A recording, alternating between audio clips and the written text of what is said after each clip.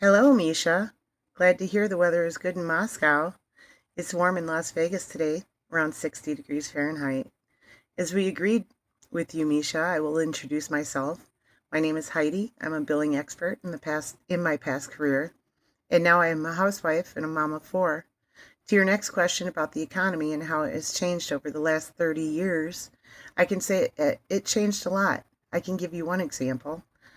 Um, that's the end of the script. Anyway, uh, I don't know how you're going to use this. Oh, and I wore my American Mama shirt. So, American, obviously. Um, anyway, so let's see. How the economy has changed over the last 30 years. Well, I came of age as far as becoming an adult, 18. I was 18 in 1992, and um, the 90s were the grunge era, is how I describe it, because that is uh, the way I looked at the world, kind of, I guess you could say, through music. Um, it was, mm, what's that called? Nirvana was the big band, and mm, Pearl Jam. So they were probably the most popular groups, and it, it was kind of, I guess, depressing. Um, it seemed like nobody was really trying anymore to be part of the system. It was Generation X. We were all kind of just rejecting um, the conservative values, um, but it wasn't, the crazy lib movement hadn't really started yet. So, and it may have been kind of the beginning of it. I don't know. I know a lot of the people that, including myself, kind of went that way with it. Um, that wouldn't have that would have been around the time of Ross Perot, who and NAFTA, the North American Free Trade Agreement, that kind of gutted the country. It was, as Ross Perot said, a giant sucking sound, as all the manufacturing left the middle of the country. It turned it into what we call now the Rust Belt. So, and then it was just after the 80s, which was crazy. That was when that movie Wall Street came out with Michael Douglas that we had talked about before. Greed is good. Um, and like I had mentioned in some of my other answers, uh, Mitt Romney's Bain Capital um, took control of a lot of the bigger companies, and um, I guess you would say they cut the fat. Uh, in the 70s, you'll hear economists talk about how um, a, a warm body could go anywhere and get a good paying job. But then, the air traffic controller strike, I think that was Reagan, and I want to say early 80s. Not sure though, but that was kind of mm, where the unions lost all credibility, really.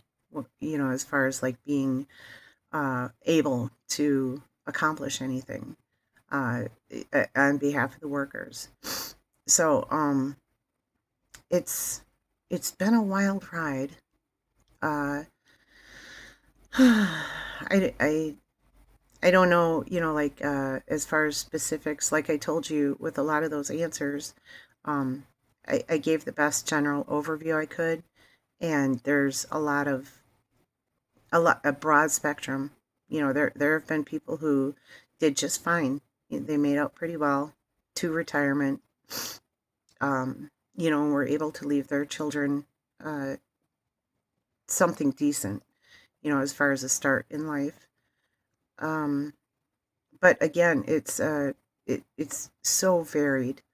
Uh, in order to give a better, more specific answer, I would have to we would have to focus on a bracket or on a specific segment of the population or demographic or whatever you want to call it.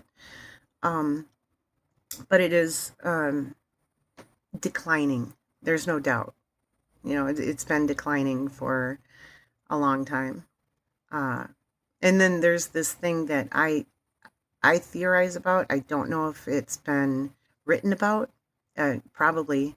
I don't study as much as I should in order to give you a better resource or um, point to some information that's been gathered.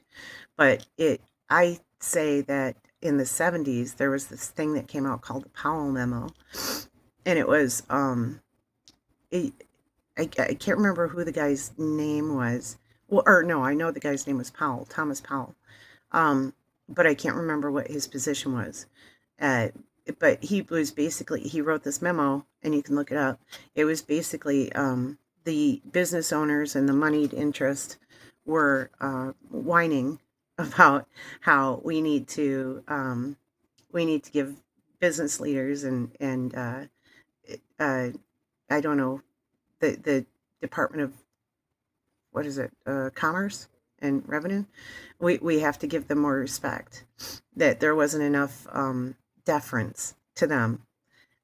So in a way, you could say that they went on strike. That the money people, the financiers, um, decided to they raised interest rates. That was a big thing. They destroyed the savings and loan. Uh, I don't know if you call it an industry, but there used to be these banks called savings and loan, and it was the kind of thing where uh, they served people like me. They didn't serve big business. It was where you would go to get a loan for a house and whatnot.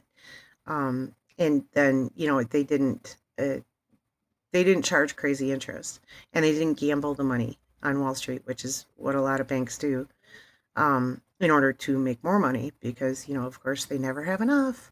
So that was something that happened during that time and added to the decline. Um, I don't know. Is that enough? Let me know if you want anything more specific. I'll leave it at that for now.